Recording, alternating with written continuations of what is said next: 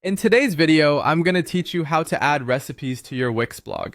If you've been wondering how to showcase your culinary creations on your blog, you're in the right place. Let's dive in and turn your recipe ideas into beautifully formatted posts that your audience will love. First things first, head over to wix.com and log into your account. Once you're in, navigate to your blog. You can easily find this option usually on your dashboard or under any menu tabs that mention site or blog management.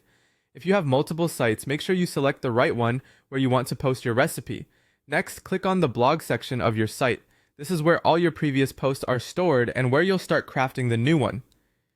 In the blog section, look for an option that says Create New Post and click on it. This will open a fresh canvas where you can design your new post from scratch. Now let's get started with the content. Start by giving your recipe a catchy title to grab attention. Something like Easy Creamy Garlic Pasta Recipe can immediately spark interest.